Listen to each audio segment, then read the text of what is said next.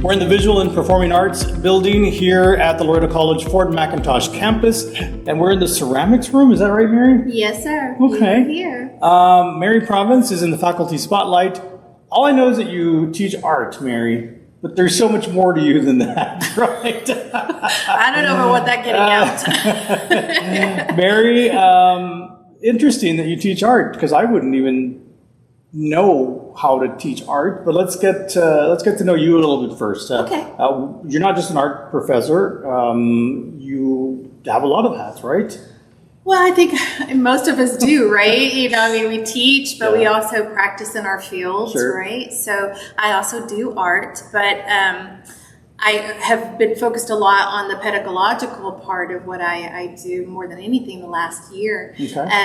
As our department is starting to grow again. But I sit on some committees. I do some community work. I like to get involved. Mm-hmm. I have children that are very active in the community as well. Yeah. So I get to kind of tag along with them when they do fun things. How long have you been here at Laredo College? I've been here since 2006. Okay. You've been here quite a while then. Yeah, a long time. Yeah. What was your journey to Laredo College like? How did you get started in art and so forth and so on? Okay, well, I was actually going to college to be an occupational therapist. Oh, I can see the correlation. Mm-hmm. Yeah, no, right? Well, my family primarily are nurses, and Okay. I had a grandmother that taught nursing, and my aunt taught nursing at Amarillo College, and so it seemed kind of natural that many of us were kind of falling into that field. Mm-hmm. I have a brother, a sister, nurse practitioner, so it just seemed kind of natural to go that direction. Yeah. Well, I was working for a retired couple in their home. I was doing home health care with them, and they took me to Chicago to see some family members of theirs, and they couldn't travel alone. So, I got a free trip with them too. And they took a day to show me the Art Institute. And the moment I walked into the Art Institute there in Chicago, my whole life changed. Really? Mm-hmm. I stood in front of a painting by Ivan Albright, and it was called Ode to Ida. And it was not a very pretty painting as far as the woman, in her glory, but I was moved by it. Mm-hmm. She was grotesque in a way. She was sitting in front of her vanity, and she was looking off to the side. She had her mirror, and she was like in her lingerie, but her skin was old. She was kind of, sad, but at the same time there she was still trying to fix herself up. And I don't know, I seemed to lose myself just looking at that one painting, thinking, how could something like this bring so many different emotions to me? And as I looked around at all these art pieces, I didn't know who these artists were at the time. I couldn't really soak that in. But I knew when I left there, I wanted that to be a part of my world. Where were you living at the time? I was actually in Amarillo, Texas, and I was going to Amarillo College. Is that where you were from Amarillo? Yes, sir. Oh. And when got back, I started college and started going towards art history. Mm-hmm. My college didn't have that degree, so I was just following the art program because I knew I was going to need them anyway. So prior to that, you're an OTA. What is it, occupational therapy? No, I never got that far. But that's what you were going to do. That's what I was going to do. I I did. I was actually a phlebotomist for a little while. Okay. Also, I worked in the hospital, and so 4 o'clock in the morning, that would be me going in to wake you up and say, give me your arm. I wasn't anybody's favorite for sure. Yeah, I can imagine. You were a bloodsucker. Mm-hmm. Yeah. Mm-hmm. Yeah, I felt that way too in the middle of the night. I can imagine when people get bothered at 4 o'clock in the morning, they're never really asleep in the hospital though, because you're always to poke them or prod them or whatever. Get rested. So you had no interest in art whatsoever? I mean, you had no experience with art before you went to the institute? No, it was actually music. Really? Yeah, I played cello, and my mother was a concert pianist, and she used to stand us around and give us parts to sing, and I hated every minute of it, because you're with your siblings, you may have just punched each other, 5 seconds ago, but then all of a sudden you have to behave and get the right notes, right? But I had music as part of my life But no drawing, no nothing? No, not really. No, just kind of doodled from time to time. But like I said, some things just happen in your life that can take a total different direction. Not that art was ever frowned upon at my home. It was just, not taken very serious. But so you started taking art history, started taking art classes in college, and then what? Well, then slowly I found myself being driven towards that expressive part of art. I knew I wanted to write about it, so I actually was minoring in English. I can't tell you how many English classes I've had, but I didn't realize at the time that every class that I was taking was actually fueling my desire and subjects in my art too. And then I realized I was more hands-on. I really appreciated that because I have a little hyperactivity in me, and sometimes I can get a little hyper-focused, and art allowed me to do that, where I just found where I belonged, I think. Well, when you started doing hands-on, what did you enjoy doing the most? Well, if it's about a process, that being able to create something and then the sense of feeling satisfied when you're finished with it, but you're not really ever truly satisfied with your art. We call it insatiable dissatisfaction. Okay. And that's what keeps you motivated too, because if you ever feel like you've done everything you want to do in art, then you really shouldn't be doing art, right? I mean, you should feel always uncomfortable and unsatisfied. So that keeps you trying something new, something to experiment with, knowing that, you still have a voice, something else you want to say, another conversation. But were you drawing at that time? What did you start doing as far as your own experience? Well, I started off slowly. Yeah. You have to take your art basics, of course, your foundation courses, things like drawing and design and art history. And then when I got towards the upper level courses, I found myself going more towards two-dimensional arts, such as painting. And there was still that other part of me, though, that really loved the sculptural medium. And I was fortunate enough that at Texas Tech University, when I entered into their graduate program, that I had faculty that supported allowing me to do both 2D and 3D. So I was multimedia.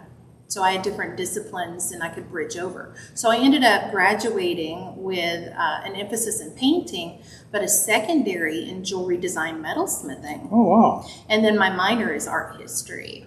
Art seems so broad, but it's not really, right? I mean, it can be, but once you understand art and you're in the art world, you start to see the differences. Is that pretty accurate? I think so. I mean, you want it to have some difference, right? I mean, you don't want it to always be the same thing all the time. I think as we're starting to realize, especially because of technology, and AI and and computers that are problem solving all of those things that are already out there, right? We're going to need more creative thinkers more than ever, because if you're using something like AI, it's just gathering what's already been created, right? And it's coming up with, all of those sources for you. But it's going to take a person who has never seen that before or experimented with that before, to make something new, to think outside the box. Yeah.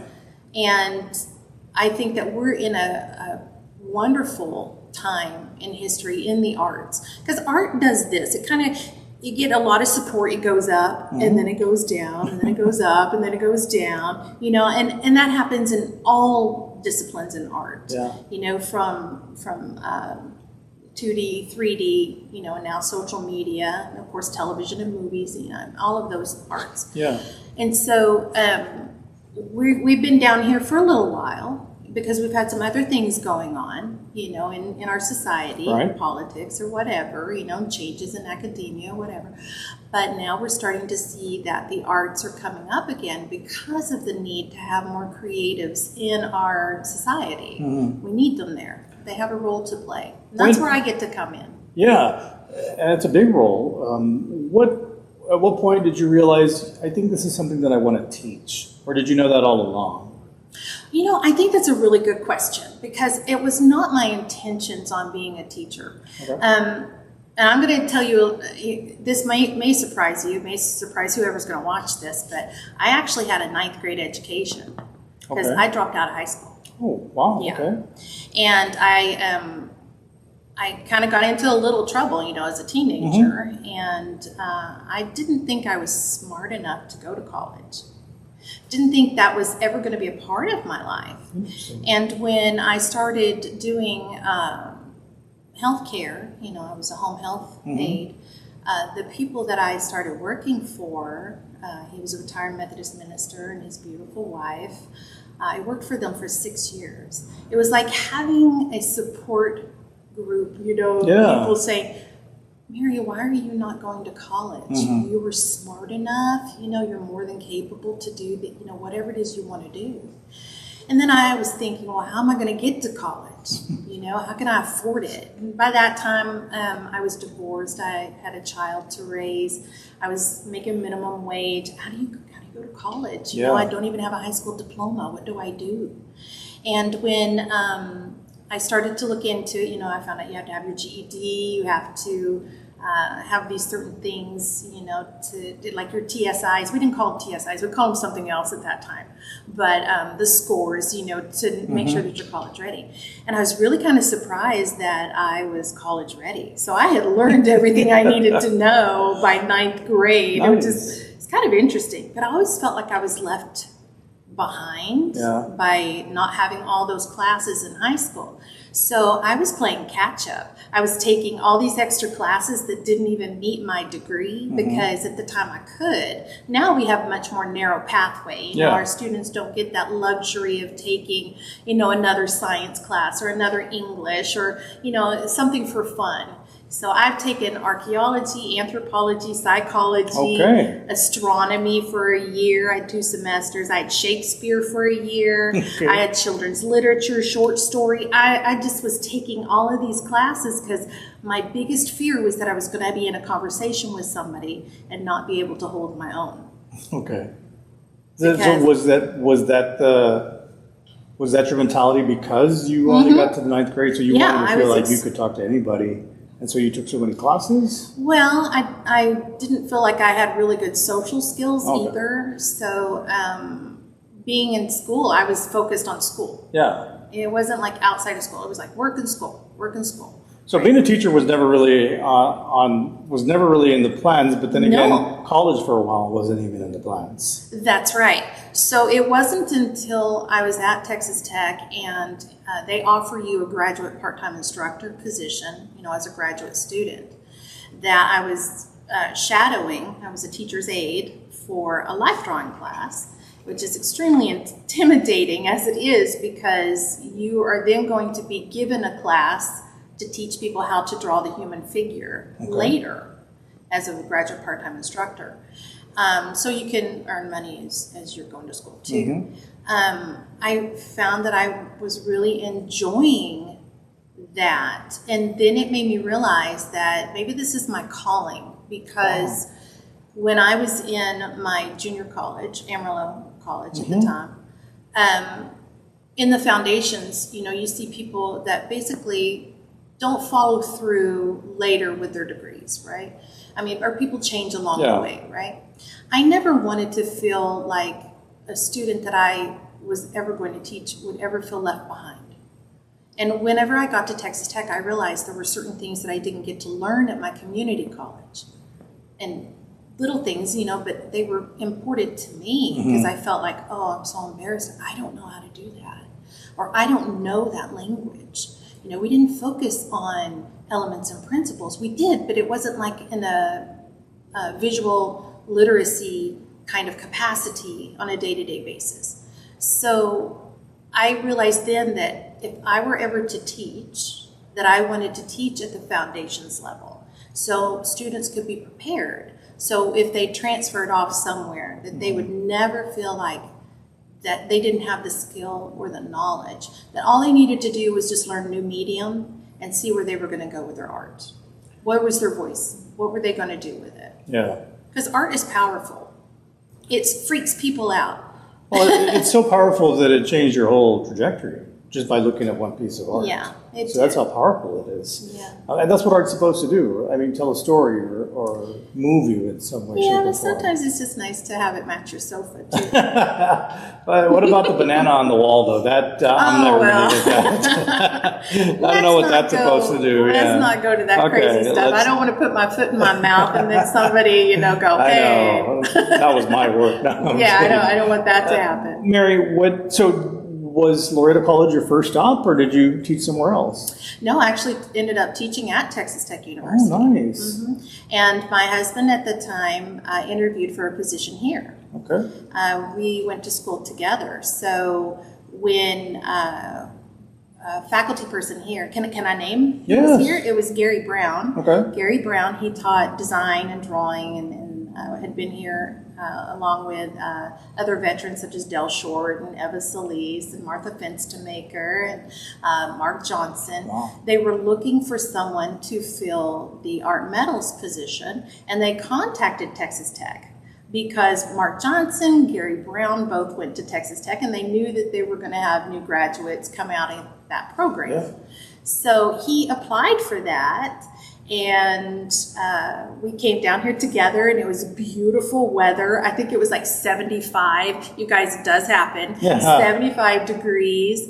And Well, that's misleading. Oh, I know. And everything was green, and things were just blooming. It was beautiful weather. I think that something had happened where the winds and storms had just blown off a roof on one of the buildings here on campus. Okay. So, apparently there'd been a lot of rain. So, like I said, everything was green and pretty.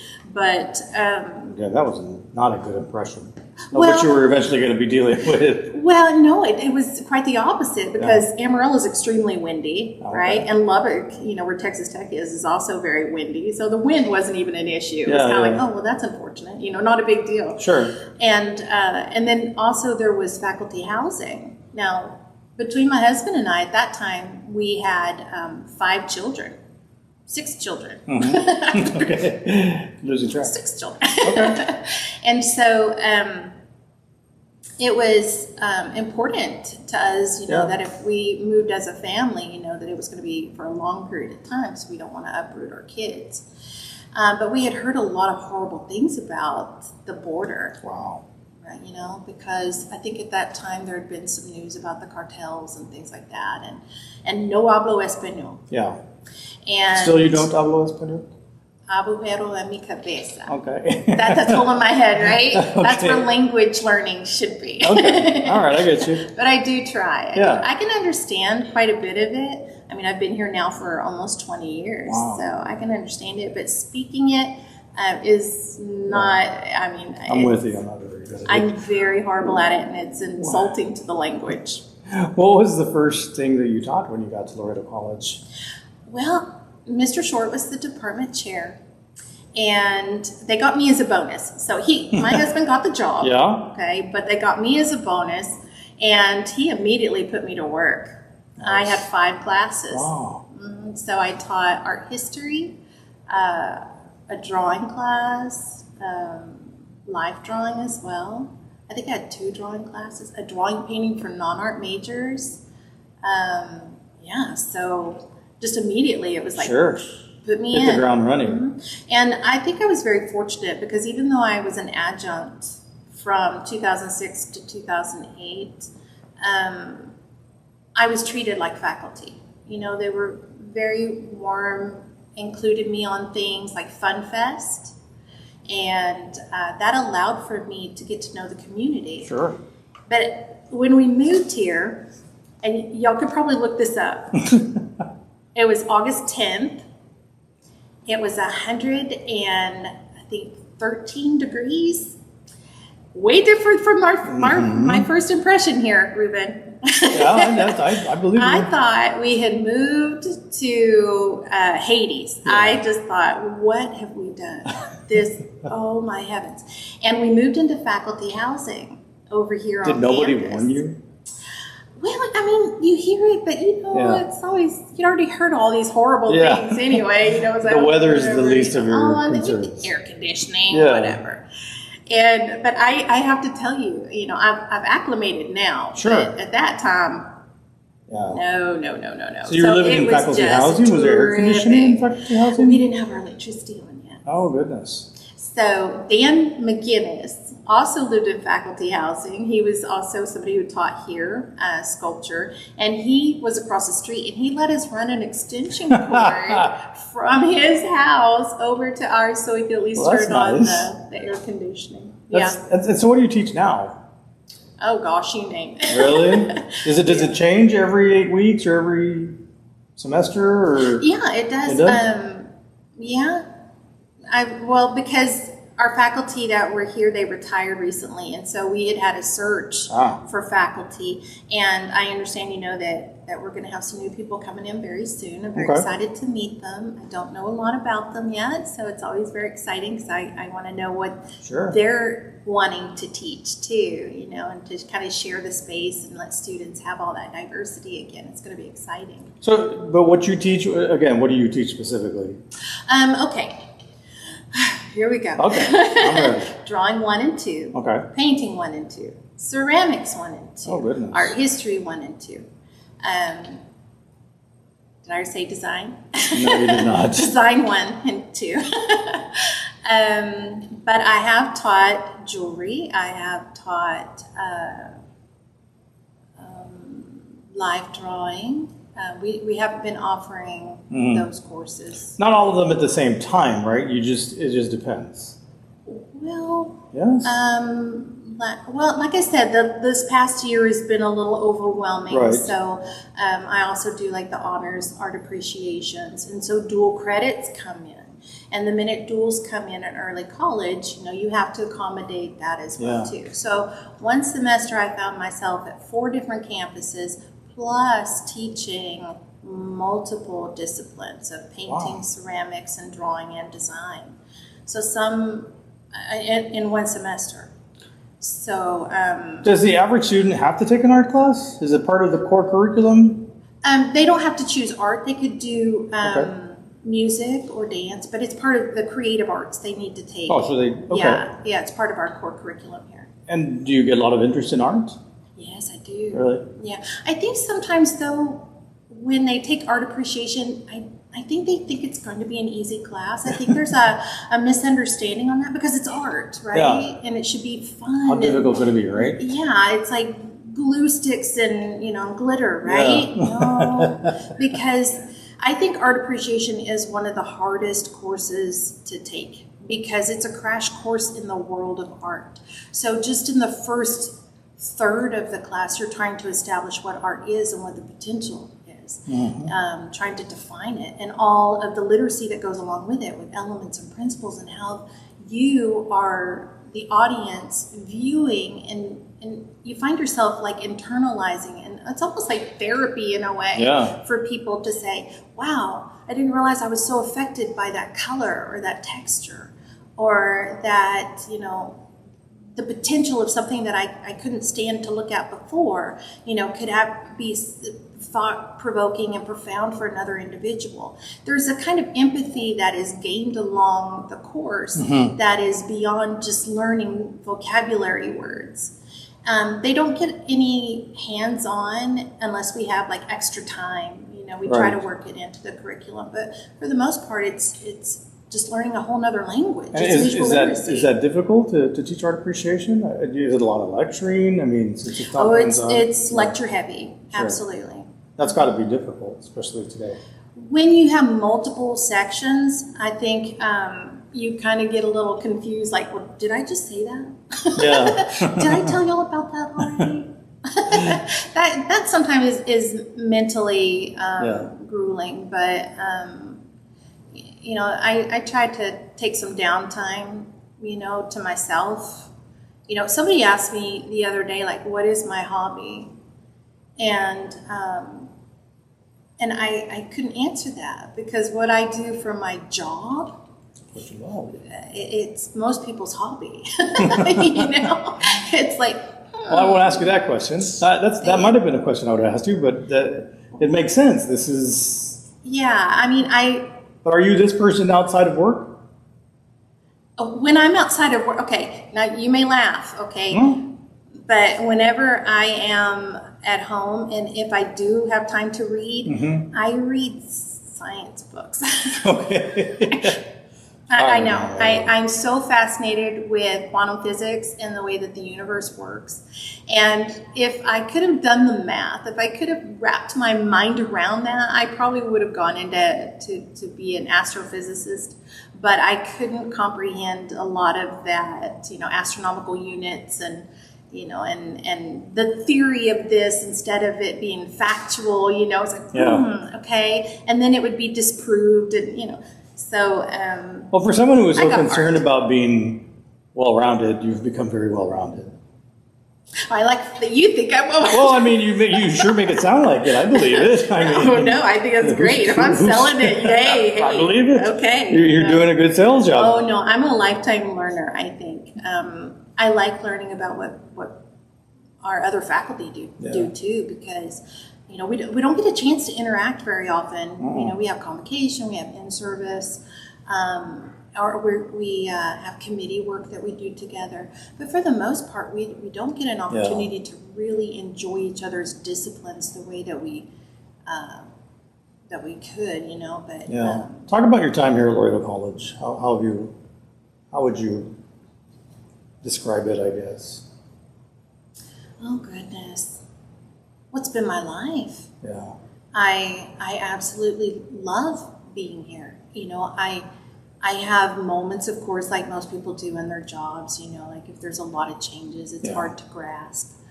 But I think Laredo has been wonderful to me. I think it's been wonderful to my family. I raised my kids here. My youngest one was born here. She's done Miss Laredo pageants, and she's gone on now to Miss Texas, and the community has supported her along that way. And Women's City Club is, very warming. They always, have these great events and let me know, and get invited to things like that, and literacy volunteers and United Way.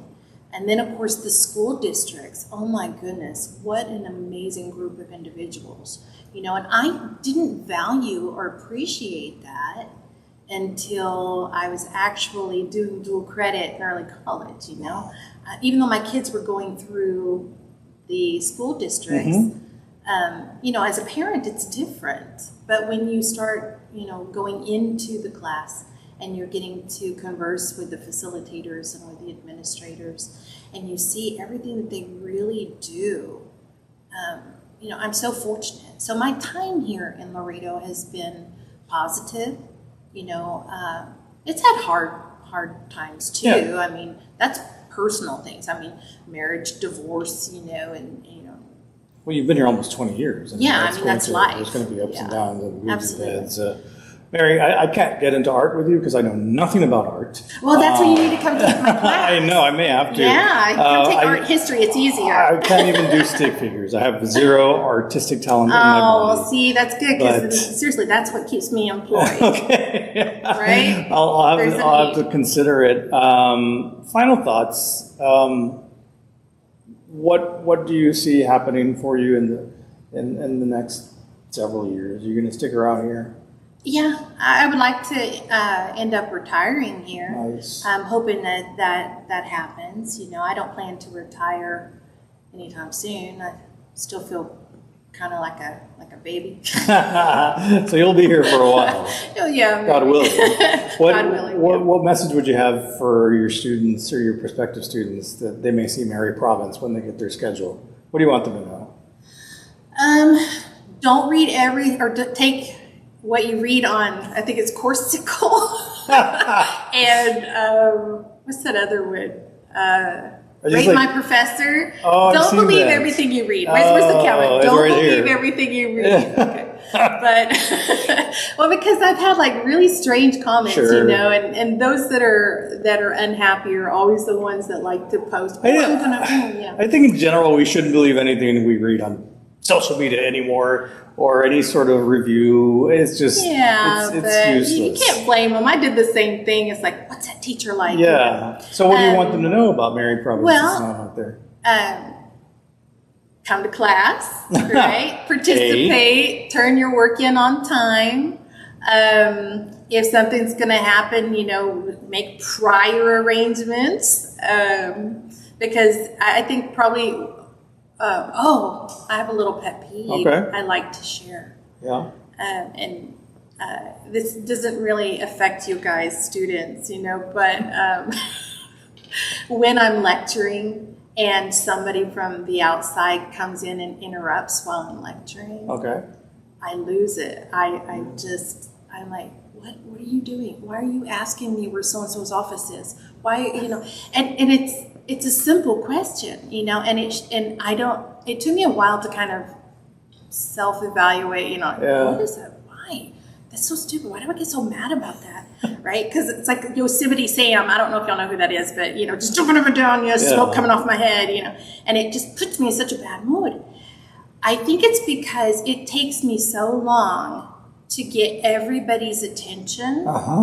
And I see their eyes, because I do like eye contact, and that engagement, that when somebody walks in and disrupts that, they just robbed all those little neurons and synapses. The connector gets broken. And I have to work harder to get them back again, if I can get them back again. Well, why don't you lock the door?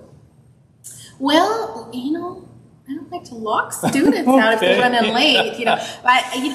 That's interesting you say that, because sometimes it's policy to have the doors locked, and sometimes you don't lock them, and then sometimes they need to be open, and sometimes they need to be closed. A lot of that has to do with, so now I just leave the door open unless somebody says, hey. So if you peek in the window and you see Mary lecturing, don't bother, basically. Moral of the story. Yeah. Well, it sounds like your students are going to have fun when they come into your class, and so. Well, they're going to work hard. Yeah. Yeah. Well, thank you for your 20 years to Laredo College, Mary, and I hope you hear many more. It's a delight to talk to you every time I've had a conversation with you. It's just a lot of fun, and I'm sure your students get to sense that in the class as well.